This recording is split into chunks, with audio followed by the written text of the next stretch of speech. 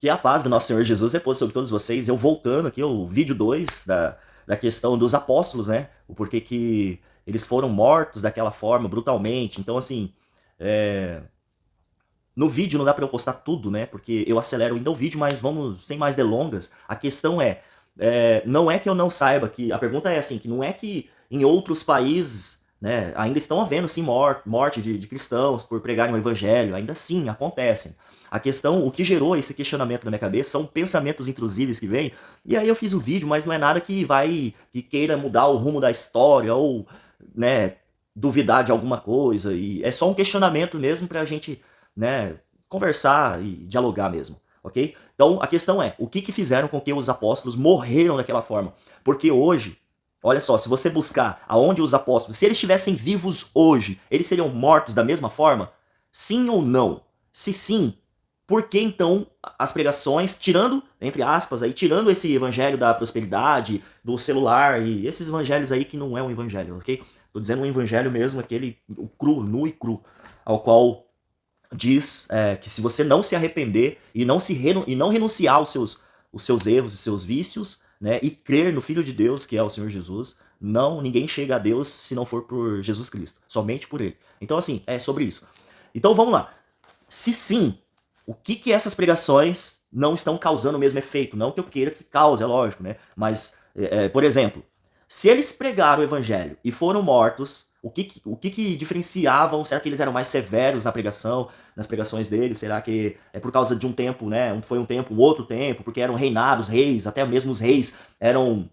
Eles se achavam ser deuses, então, né, se colocava as pessoas de joelho, como Misaque, Abidnego na fornalha, enfim, temos vários exemplos. Mas a questão que levantou essa pergunta foi o seguinte, vamos lá. Pedro.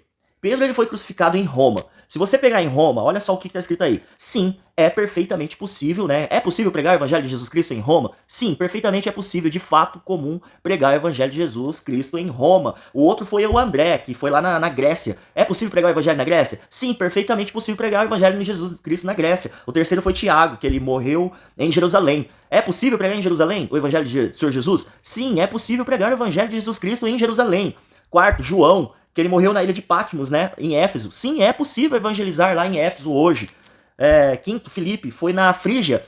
Sim, é possível pregar o evangelho de Jesus Cristo na Frígia. O único aqui, ó, foi esse aqui na Síria, que a internet aqui colocou aqui, não está disponível para essa pesquisa. Aí eu abri esse link aí, a perseguição, né? Como eu já disse, que alguns países ainda assim existem a perseguição. Só que o que gerou a pergunta aqui nessa cabecinha, que não para de pensar, cara, aí Mateus, né? Mateus, ele foi morto na Etiópia ou Pérsia. Aí, ó, é possível pregar o evangelho do Senhor Jesus na Etiópia ou na Pérsia? Sim, é possível pregar o evangelho de Jesus Cristo na Índia, mas existem desafios né, considerados importantes.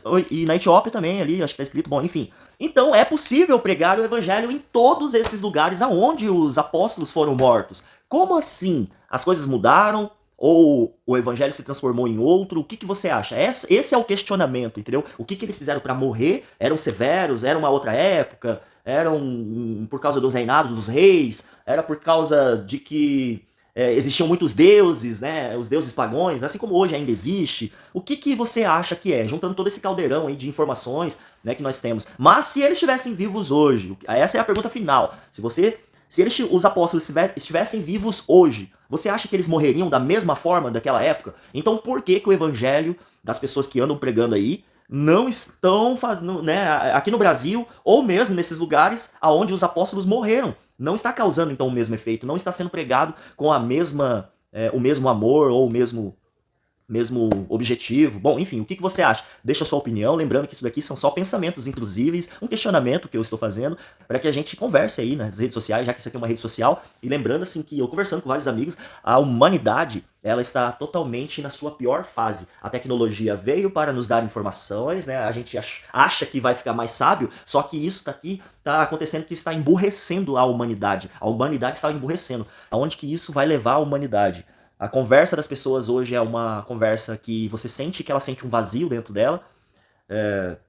E se você está aqui até nesse momento, nesse vídeo, dizendo assim, mas eu não sou religioso, saiba você que o religioso é o seguinte, religião pura e imaculada aos olhos de Deus, Tiago 1,27. a religião pura e imaculada aos olhos do Criador. Cuidar dos órfãos, das viúvas e não se deixar se corromper pelas coisas do mundo.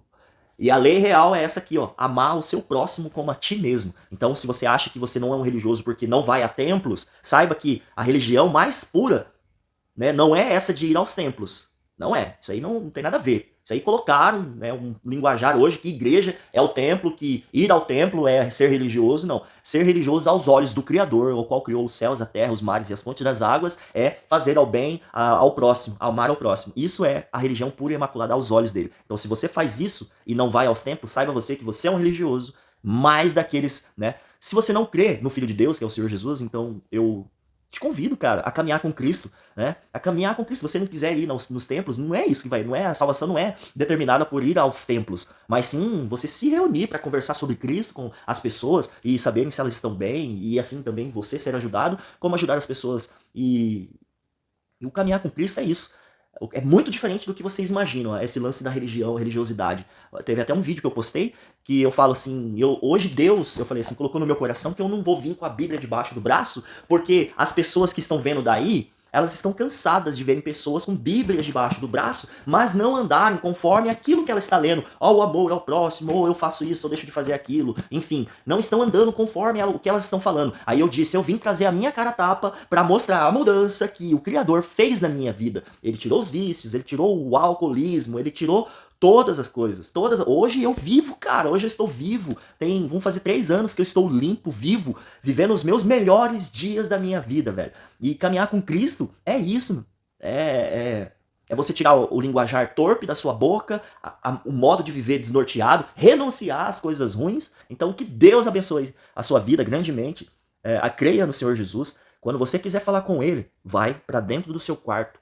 Ora em secreto. Conversa com ele, abre o seu coração, cara. Abre o seu coração e fala assim, eu não aguento mais. E eu, né?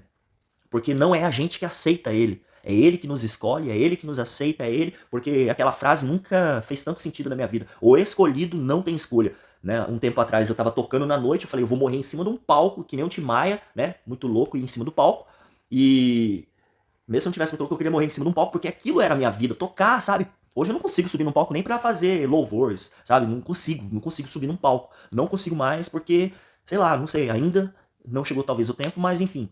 Eu vejo que eu não nasci para ser adorado ali, tocar e as pessoas, né? Eu nasci para adorar o Criador em espírito e em verdade e caminhar em cima das suas palavras, que é a palavra de Deus, que é aquilo que nem só de pão viverá o homem, mas de toda a palavra de Deus, a qual aquela saiu da boca do Senhor Jesus. Então Deus abençoe grandemente sua vida e que a paz do nosso Senhor Jesus repouse sobre a vida de todos vocês e a quem vocês têm no coraçãozinho aí. Paz seja com todos. Paz.